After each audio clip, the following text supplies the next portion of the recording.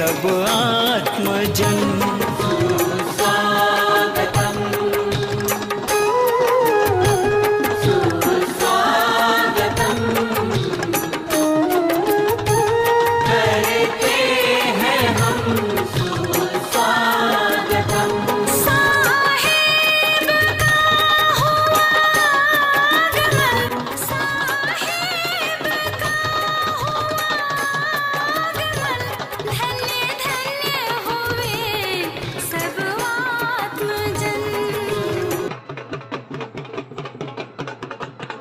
तो आज यहाँ झाबुआ गांव में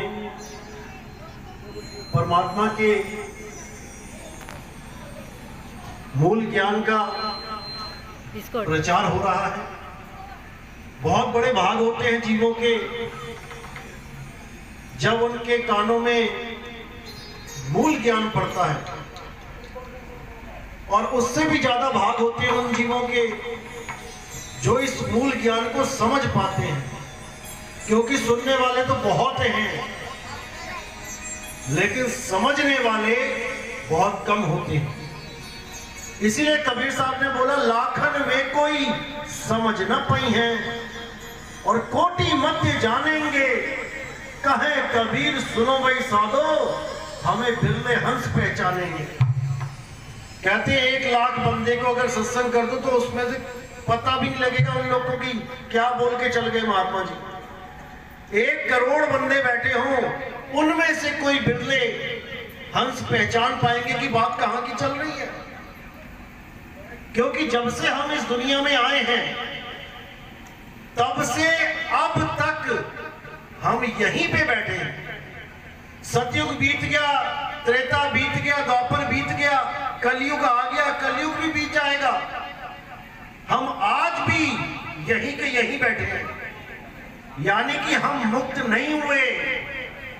जब से ये दुनिया बनी है तब से हम आ तो गए इस दुनिया में, लेकिन वापस नहीं जा पाए।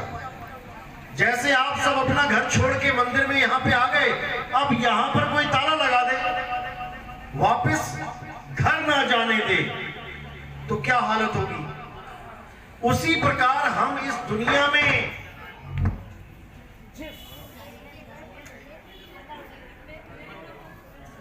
कि झूठे नाम पकड़ा दिया और मैं उसको सच्चा नाम मान के बैठ के अपना जीवन बर्बाद कर रहा हूं। तो कबीर साहब कहते हैं कि सच्चे नाम और झूठे नाम में क्या फर्क है। जो सच्चा नाम है वो 52 अक्षरों से परे होता है। 52 अक्षर कौन से होते हैं? संस्कृत भाषा के जब आप अक्षर गिनोगे तो वो 52 अक्षर है। का, खा, गा, घा, आ, ई, टा, ठा, डा, पा, फा, सारे मिलाओगे 52 हो जाएंगे। अब इन 52 अक्षरों में से जितने भी नाम बने हैं, राम ले लो, कहां से आया? उन्हीं 52 अक्षरों में से। रा, आ का डंडा लगाया, मां, रा कहां से आया? या, रा, ला, वा, उस वाली लाइन में से। मां कहां से आया? पा, फा, बा, भा, मां, उस वाली लाइन में से। कबीर लगा लो, कबीर कहां से आया? का, खा, गा में से का आ गया, पा, फा, बा में से बा आ गया, ई की मात्रा लगा के रा लगा दिया, कबीर हो गया। ऐसे ही 52 अक्षरों से जितने मर्जी नाम बना लो। ये जितने भी आप लोग बैठे हुए हैं, आप सबके नाम इन्हीं 52 अक्षरों में से निकल के आए हैं, और आपके धर्मों के नाम इन्हीं 52 अक्षरों में से आए हैं। आपकी जात पात, आपका धर्म, आपका देश, आपका भगवान भी, उसका भी नाम इन्हीं 52 अक्षरों में से निकल के आया है। तो कबीर साहब कह रहे 52 अक्षर लोक त्रय, सब कुछ नहीं माही, और ये आखर खिर जाएंगे, वो आखर इनमें नहीं। ये गुरु ग्रंथ साहब अंग नंबर 340 की वाणी है कि 52 अक्षर लोक त्रय, इस 3 लोक में जो कुछ भी तुम्हें दिख रहा है उसका तुमने 52 अक्षरों से नाम रख दिया। किसी ने पेड़ रख दिया, हवा रख दिया, धरती रख दी, आसमान रख दिया, अपनी अपनी भाषाओं के, अपने अपने क्षेत्रों के अनुसार, जबकि इनका कोई नाम नहीं है। पानी का नाम पानी नहीं है, आपने रखा है पा, आ का डंडा लगा के ना, ई की मात्रा लगा दी, पानी बन गया। अब ये नाम कहां तक सीमित है? जहां तक आपकी भाषा बोलने वाले लोग हैं। अमेरिका में जाओगे, जापान में जाओगे, वहां पानी पानी करोगे, कोई नहीं देगा पानी, क्योंकि उनकी भाषा में उसको पानी कहते ही नहीं है। उन लोगों ने अपना नाम रख लिया वाटर। से सिमरन की जगह जाप पकड़ा दिया गया है। सिमरन का मतलब होता है, संस्कृत भाषा से आया है ये शब्द सिमरन। कहां से लिया गया है? स्मरण, समरण। संस्कृत में, इसी को पंजाबी में आ गया सिमरन।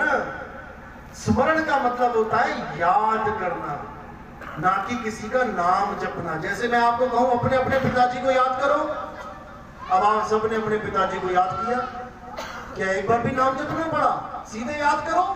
अब मैं कहूं अपने अपने पिताजी का नाम जपो, अब सबको पहले नाम याद करना पड़ेगा, मेरे पिताजी का नाम क्या था, उसके बाद नाम जपना शुरू होगा। तो याद करना, सिमरण करना अलग चीज है और नाम जपना अलग चीज है। इन दोनों को मिला के हमें पेश कर दिया गया। बोलेंगे सिमरन और दे देंगे जाप। इसीलिए साहिब ने बोला नाम है जप में, नाम है तप में। अगर कोई सोचे कि जप जप के परमात्मा मिल जाएगा, कभी नहीं मिलने वाला, क्योंकि जपने से परमात्मा का कोई लेना देना ही नहीं है। जाप तो तुमने अपनी भाषा के बना लिए। तुम हिंदी में जप रहे हो, सोच रहे हो भगवान हिंदी जानता है। अंग्रेज अंग्रेजी में जप रहा है, सोच रहा भगवान अंग्रेजी जानता है।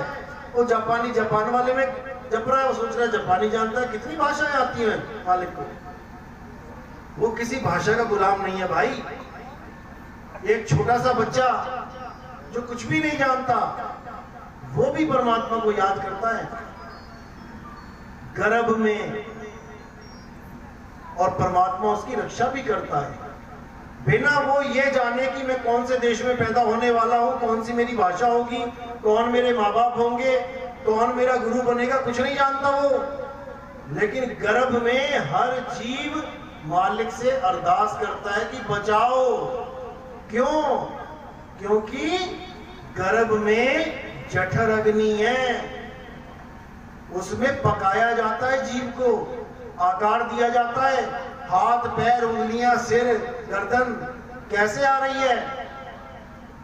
जब गर्भ में जाते हैं बीज रूप में जाते हैं, बिंदु रूप में जाते हैं, ना उंगलियां होती हैं, ना हाथ होते हैं, ना पैर होते हैं। लेकिन कैसे गर्भ में पूरे सांचे में ढल के आ जाते हैं, उंगलियां भी बन जाती हैं, आंखें भी बन जाती हैं, नाक भी बन जाता है। कैसे बनता है? जैसे पकोड़े बनाते हो आप। जब पकोड़े को उठाते हो, जब बेसन गीला होता है तो उठाते तो पानी होता है, और जब डाल दिया कढ़ाई में गरम गरम तेल में, अब वो आकार में आ जाता है। अब देखो कितने डिजाइन निकलते हैं उस तेल में से।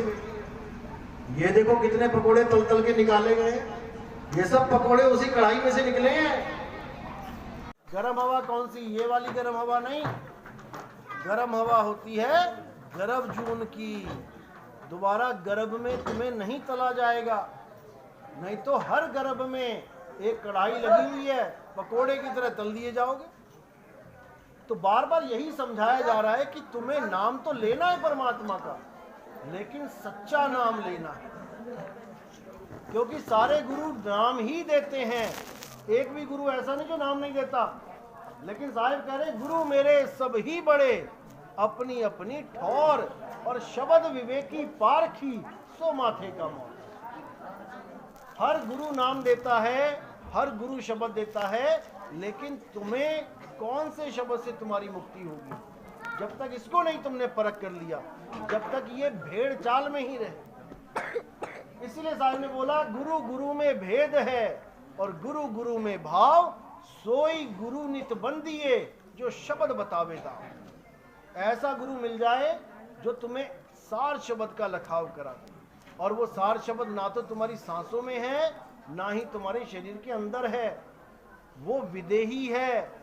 और जितना भी ये देही ज्ञान चल रहा है इस दुनिया में, ये सब काल भगवान का ही ज्ञान है। तो साहिब कह रहे देही ज्ञान सब जगत बखाने, और विदेही ज्ञान कोई बिरला जाने। ध्यान विदे और नाम विदेहा, दो लख पावे मिटे संदेहा।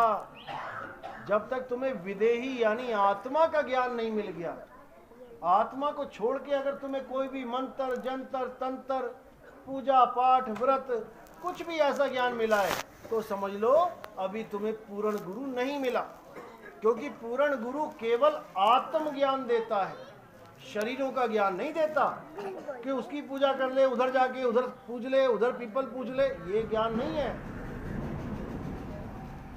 कबीर साहब कहते हैं आत्म ज्ञान बिना नर भटके। अरे कभी कावा कभी काशी और जल में मीन प्यासी, मोहे देखत आवे हंसी। आत्म ज्ञान बिना नर भटके। हम भटकते भटकते आज यहाँ बैठे हैं, क्यों? क्योंकि आत्म ज्ञान नहीं हो पाया। कोई भी गुरु मिला उसने क्या कहा, ले भगवान का नाम जप ले राम राम जप ले कबीर कबीर जप ले वाहिगुरु वाहिगुरु जप ले। अब हमें हमारा ज्ञान नहीं दिया, हमें कोई नाम पकड़ा दिया।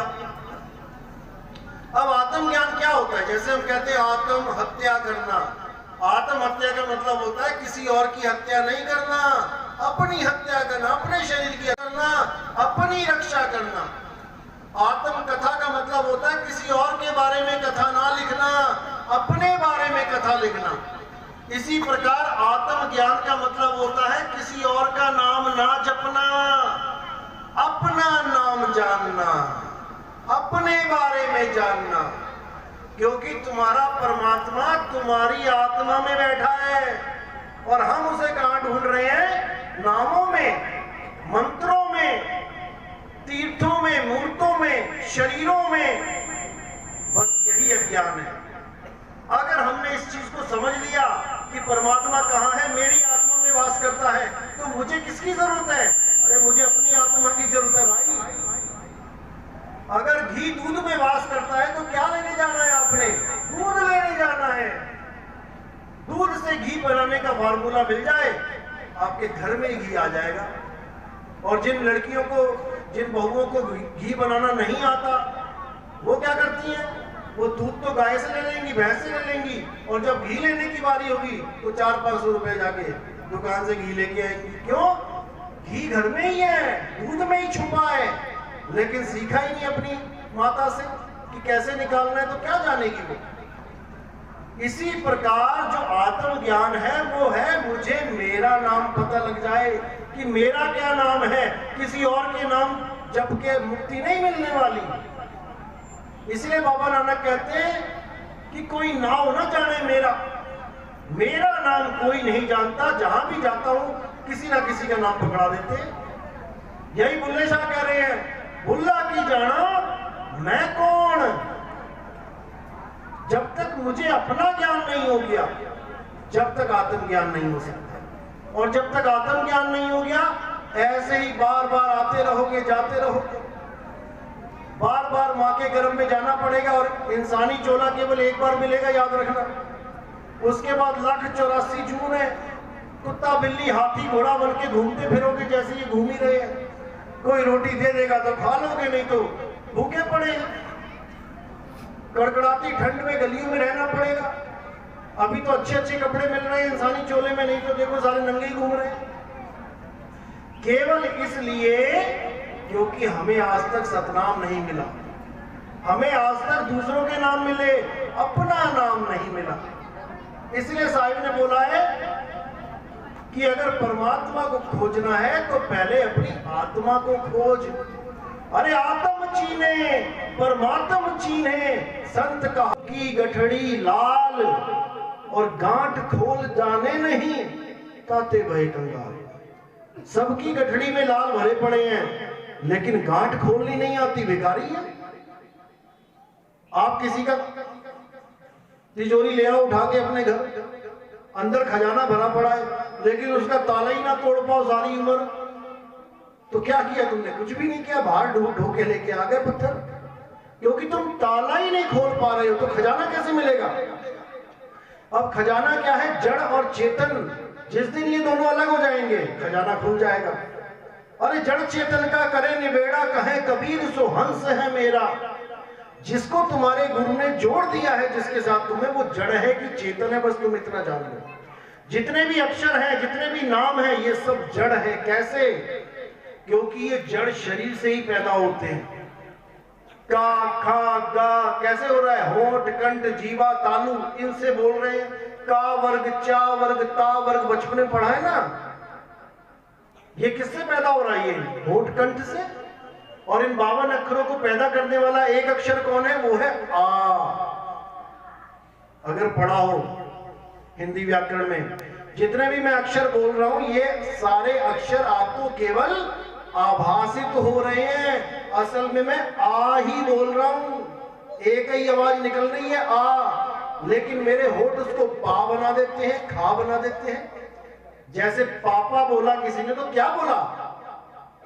आवाज एक ही निकलेगी आ, उसी को पा बनाने के लिए होठों को मिला लेना है। पा, आ, पा।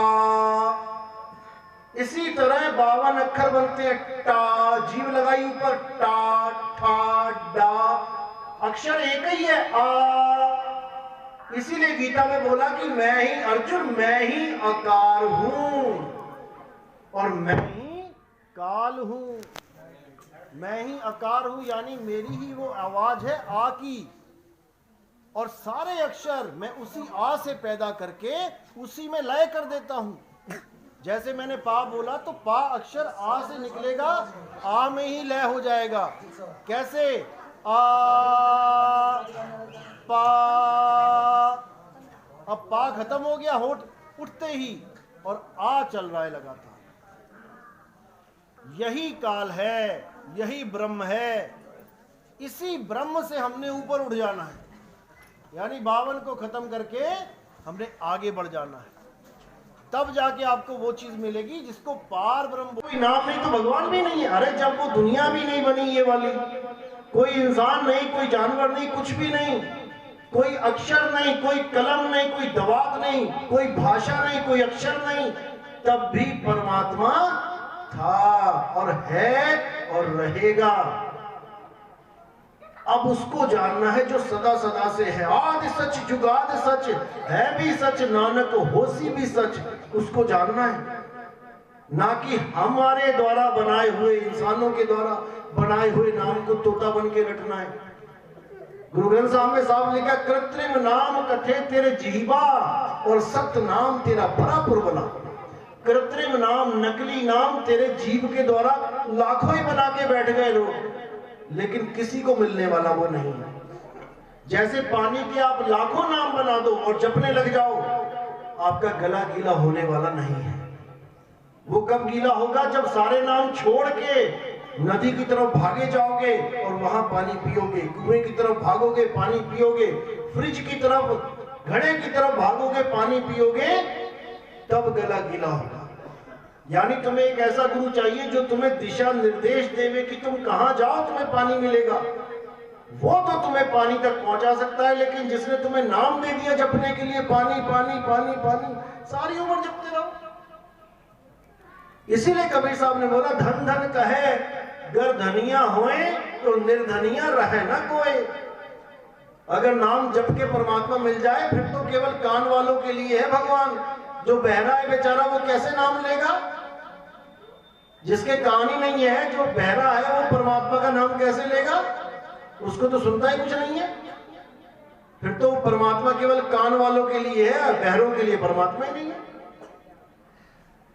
जैसे बहरा पानी पीता है, मार्केट जाके सारी हर चीज खरीद लेता है सैन के द्वारा, इशारे के द्वारा, ऐसे ही उसे भी परमात्मा मिलेगा इशारे के द्वारा। क्योंकि सैन ही देता है, सतगुरु कोई नाम नहीं देता। सैन का मतलब इशारा। अरे हम वासी वा देश के जहां जात वर्ण कुल नाही, अरे सैन मिलावा हो रहा, शब्द मिलावा नहीं। सैन के द्वारा, इशारे के द्वारा आपको आपकी ही वस्तु का ज्ञान करवा दिया जाएगा। क्योंकि परमात्मा कहीं आसमान में नहीं बैठा, परमात्मा हमारी आत्मा में बैठा है। ना ही इस श्वास में बैठा है, ना इस शरीर में बैठा है, ना 5 तत्वों में बैठा है। अरे मोको कहां ढूंढे रे बंदे, मैं तो तेरे पास